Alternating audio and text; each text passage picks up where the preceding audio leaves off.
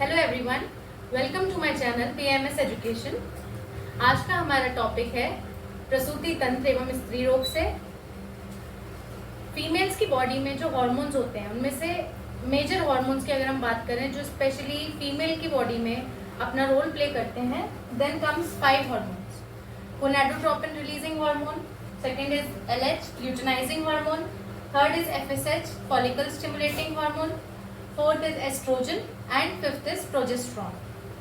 आज के टॉपिक में हम मेनली बात करने वाले हैं एस्ट्रोजन के बारे में, because it is an important question और ये हमारा 10 मार्क्स का आता भी है या फिर 5 मार्क्स में पूछा जाता है। एस्ट्रोजन हमारा स्टेरॉइड हार्मोन होता है सबसे पहले। फिर हम देखेंगे ये बनता कहाँ पर है। तो देखा जाए तो सबसे पहले ये प्रोड्यूस होता है प्राइमरीली ओवरीज से, मतलब अगर देखा जाए मैक्सिमम क्वांटिटी उसकी ओवरीज से ही बनती है। बट एड्रेनलिन ग्लैंड्स और फैट सेल्स मतलब एडिपोज टिश्यूज जो होते हैं बॉडी के, वो भी हमारे एस्ट्रोजन को प्रोड्यूस करते हैं।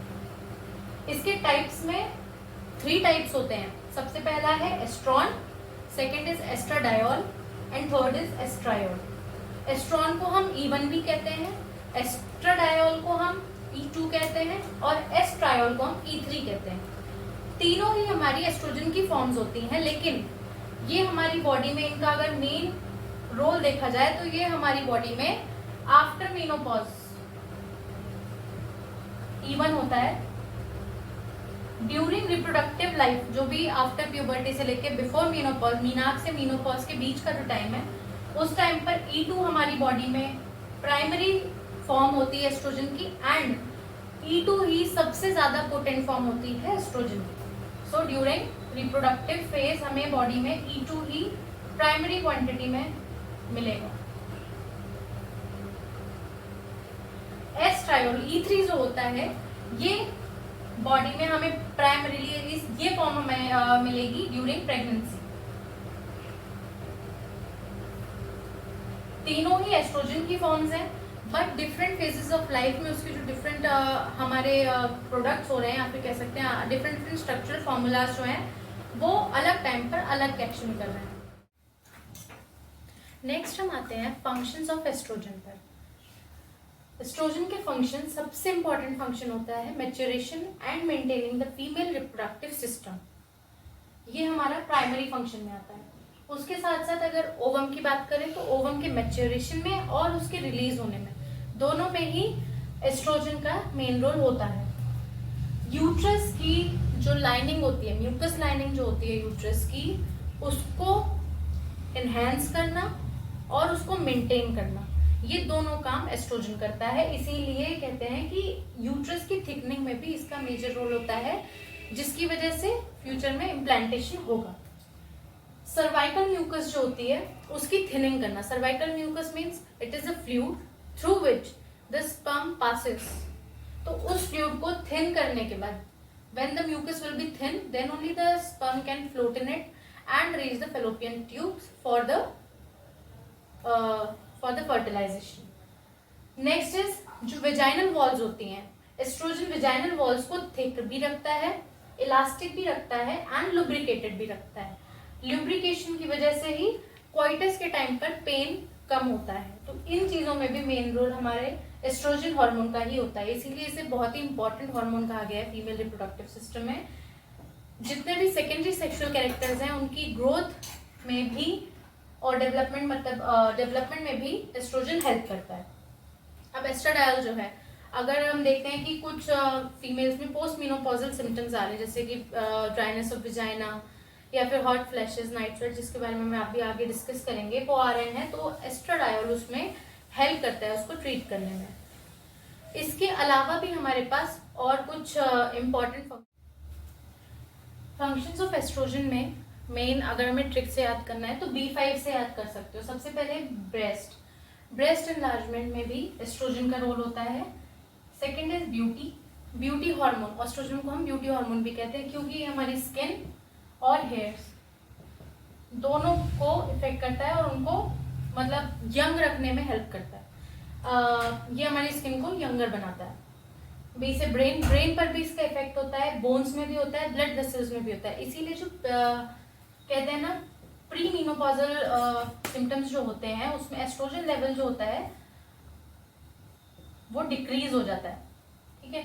इसीलिए जो जिन भी लेडीज को मीनोपॉज होता है उनको जनरली ऑस्टियोपोरोसिस की प्रॉब्लम आती है, तो ये एस्ट्रोजन लेवल की वजह से ही होता है। उस वक्त उन्हें कहा जाता है कि कैल्शियम लीजिए, कैल्शियम इंपॉर्टेंट है, वो बेसिकली एस्ट्रोजन की वजह से होता है।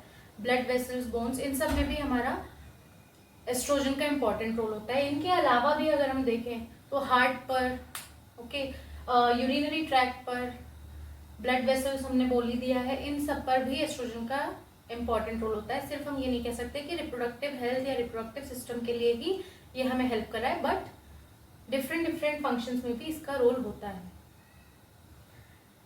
सिर्फ फीमेल्स की ही बात करें तो एस्ट्रोजन सिर्फ फीमेल्स में नहीं होता है, ओके, मेल्स में भी एस्ट्रोजन पाया जाता है। इसकी अगर हम नॉर्मल रेंज देखें तो एस्ट्रोजन की नॉर्मल रेंज अगर हम रिप्रोडक्टिव हेल्थ में बात कर रहे हैं तो 30 से 400 पिकोग्राम्स पर ml मिलती है, और आफ्टर मीनोपॉज यही हो जाती है 0 to 40 पिकोग्राम पर ml, ओके। मतलब पिकोग्राम पर ml ही इसकी यूनिट होती है जिसमें हम एस्ट्रोजन के लेवल को देखते हैं। मेल्स में भी अप टू 50 पिकोग्राम पर ml तक हमें एस्ट्रोजन मिलता है। अब मेल्स में एस्ट्रोजन के चेंज होने में, उसके जो लेवल्स हैं उनको इफेक्ट करने में मेजर जो हमारे फैक्टर्स होते हैं वो कौन से होते हैं? सबसे पहले प्यूबर्टी। सबसे पहले हम वो कैरेक्टर्स लिखते हैं जैसे फीमेल की लाइफ में जो मेन इंपॉर्टेंट इवेंट्स होते हैं। फॉर एग्जांपल सबसे पहले menarche, puberty, menopause, pregnancy and breast feeding, old age. इन 5 को तो हम अगर हम एज कैटेगराइजेशन से देखें तो हम इन 5 को लिख सकते हैं। नाउ अगर आपके डेली रूटीन में फूड डिस्टर्बेंसेज है, मतलब खाने का कोई टाइमिंग नहीं है फिक्स, तब भी एस्ट्रोजन लेवल हैम्पर होते हैं। आप ज्यादा डाइटिंग करते हो, इसीलिए पहले कहा जाता था कि लड़कियों को डाइटिंग नहीं करनी चाहिए, डाइटिंग भी। अगर आप ओवरवेट हैं या फिर आप अंडरवेट हैं, मीन्स अगर आपकी बॉडी में जो फैट कंपोनेंट है वो भी बहुत कम है, तब भी हमारे एस्ट्रोजन लेवल डिक्रीज होते हैं। इसीलिए एथलीट्स में या फिर हम कह सकते हैं कि जो मॉडल्स होती हैं इनको भी मोस्टली एस्ट्रोजन लेवल्स की प्रॉब्लम्स होती हैं। स्ट्रेनस एक्टिविटी या फिर कोई भी एक्सरसाइज आप करते हो उसकी वजह से कोई बहुत ज्यादा काम करता है।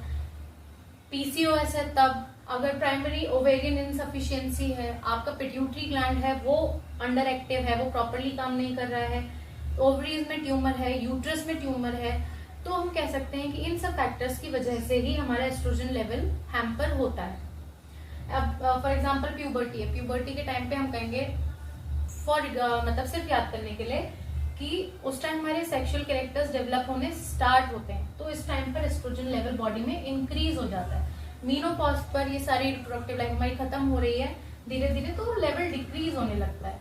मेंस्ट्रुअल साइकिल में भी एस्ट्रोजन का रोल होता है। एस्ट्रोजन लेवल्स जिस टाइम पर ओव्यूलेशन होता है उस टाइम पर पीक पर होता है, मतलब राइज्ड होता है उस टाइम पर, ओव्यूलेशन के टाइम पर। प्रेगनेंसी में हमने देखा था कि E3 जो था हमारा एस्ट्रायन, वो उस वक्त बढ़ा हुआ होता है। तो डिफरेंट फेजेस में हमारे एस्ट्रोजन के डिफरेंट लेवल्स होते हैं, बट ये फैक्टर्स जो है हमारे लेवल्स को हैम्पर करते हैं, या तो हाई करेंगे या लो करेंगे। एस्ट्रोजन का इम्बैलेंस जब हमने फैक्टर्स के बारे में तो पढ़ लिया, पर उनकी वजह से बॉडी में क्या प्रॉब्लम्स हो सकती हैं अब हम उनको देख लेते हैं। सबसे पहले या तो मेंस्ट्रुएशन होगा नहीं या फिर बहुत इरेगुलरिटी हो जाएगी, एमेनोरिया की कंडीशन। अगर मेंस्ट्रुएशन चल रहा है तो या तो बहुत ही लाइट ब्लीडिंग होगी या फिर बहुत ही हैवी ब्लीडिंग हो सकती है। अगर हम देखें हॉट फ्लैशेस क्या होते हैं, जैसे कि फॉर एग्जांपल कभी कभी स्किन का गर्म हो जाना, एकदम से गाल गर्म हो गए हैं, रेडनेस आ गई है चीक्स पर, ब्रेस्ट एरिया का स्पेशली निपल्स के अराउंड जो होता है टेम्परेचर बढ़ जाना, नाइट स्वेट्स, नाइट में स्वेटिंग होने लगना, मूड स्विंग्स होना, डिप्रेशन, एंजाइटी, थकान, स्लीपिंग डिसऑर्डर्स, सेक्सुअल डिजायर का कम हो जाना, फीमेल सेक्सुअल डिसफंक्शनिंग हो जाना, स्किन का ड्राई होना, वेजाइनल ड्राइनेस, ये सारे मूड स्विंग्स, ये सारे हमारे एस्ट्रोजन से कंट्रोल होते हैं। ये तो साइड इफेक्ट्स हैं ही। इसके साथ dyspareunia, okay, means pain during sexual intercourse, non cancerous lumps in breast, ये एस्ट्रोजन लेवल के बढ़ने पर है। यूट्राइन कैंसर अभी हमने देख रही था, जैसे कि म्यूकस लाइनिंग को ये एनहेंस भी कर रहा था और मेंटेन भी कर रहा था, तो उस टाइम पे हम जैसे देख रहे हैं कि यूट्रस लाइनिंग को एनहेंस कर रहा है। अब एस्ट्रोजन का लेवल बढ़ा ही हुआ है तो वो बनी रहेगी, तो कुछ टाइम पर अगर लेवल और ज्यादा बढ़ गया है तो उसकी वजह से जो वो म्यूकस के सेल्स हैं वो ऑन्कोजेनिक में ट्रांसफॉर्म हो सकते हैं, means it's just a probability, it's not for always.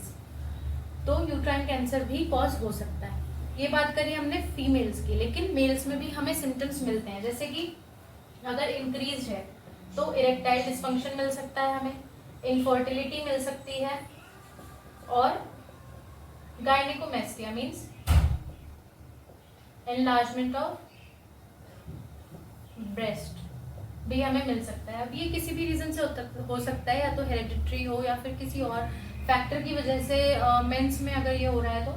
अगर लोअर है मेंस में, देन लो लिबिडो और इनफर्टिलिटी, ये दोनों प्रॉब्लम्स हमें देखने को मिल सकती है मेल्स में।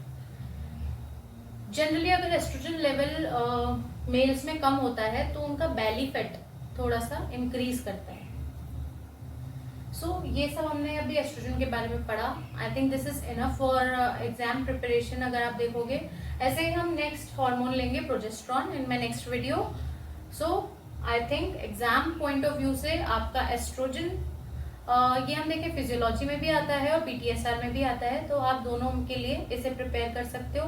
गो through the video once again.